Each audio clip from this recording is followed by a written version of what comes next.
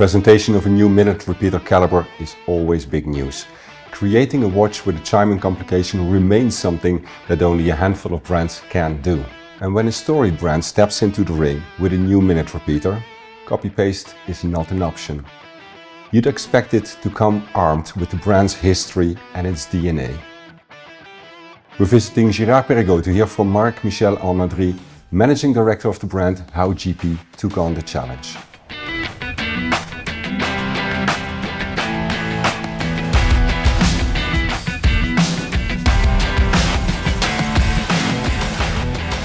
Marc, thanks for having us here and to having a look at an incredibly beautiful watch. We're going to have a look at the new minute repeater of Girard-Perregaux, and it has very much that Girard-Perregaux look. Can you tell us more where the inspiration came from? First of all, thank you for the invitation, Frank. I'm really happy to participate with this segment. The inspiration is very easy. You know, we have a long tradition at Girard-Perregaux to make the invisible visible, and that comes back to 1867 with Constant Girard, and when he introduced the very famous 3 gold bridges.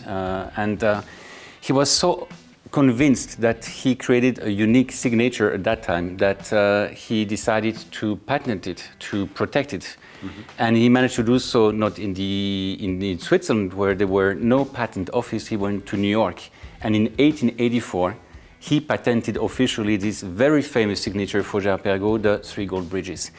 And this very unique new minute repeater, flying bridges, is the natural continuation of this legacy.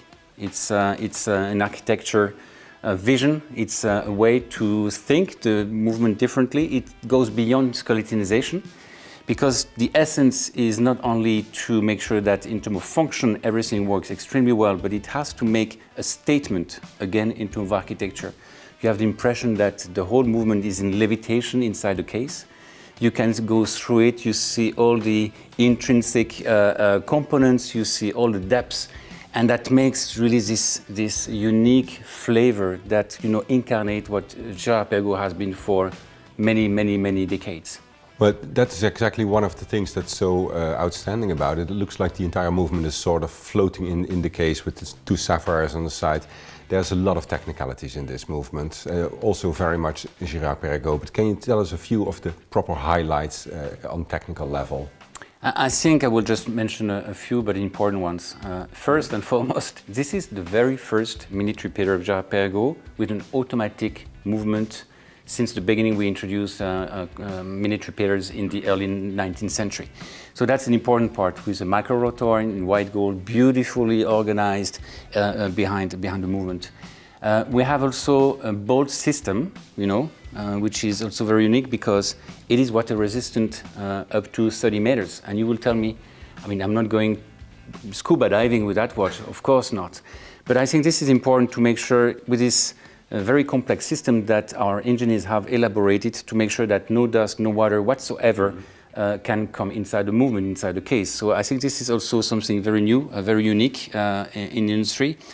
I will also mention the fact that we have created a very special main plate in titanium, not only for the resonance but also for the structure and the stability of the movement, because it's all, you know, flying, as you were mentioning. It was important to come with a very special plate in titanium. Does the way it is constructed also have an effect on the acoustic merits of the watch? Yes, and basically the whole work from our designers, from our master watchmakers, was not only to create a unique piece of architecture, but also to make sure that the resonance is really optimized. And there are a lot of different initiatives that allow to create this beautiful resonance. First and foremost, you have these crystal boxes on both sides, which create, on top of having this volume, because it's all skeletonized inside, to create this box of resonance, which is absolutely great. We have also made sure that the gongs and the hammers are on the front and not absorbed by the skin at the back of the movement. You will see that, and this is also something very special, that the gong blocks and the gongs itself are made in one single monobloc piece, no soldering. So that means in this movement you have nothing soldered, because as soon as you create soldering, you create dilution of resonance. Also, what is important is that all the different elements that could create a disruption in terms of noise are set at the back. Like for instance, the centrifugal governor is at the back.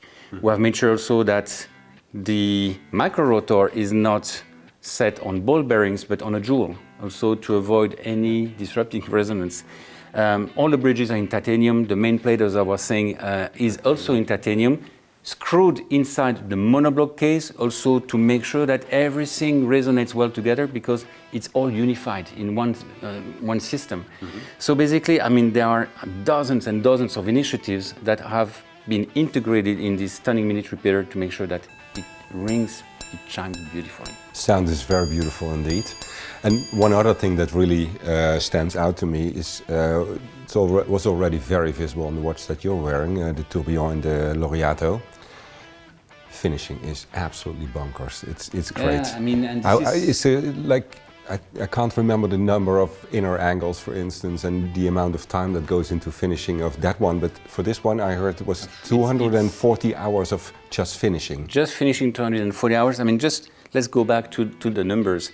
475 components, 200 hours only for the assembly, 240 hours for the finishes. So, and in terms of finishes, let's imagine you have 1,340 hand-polished angles, out of which 295 inner angles.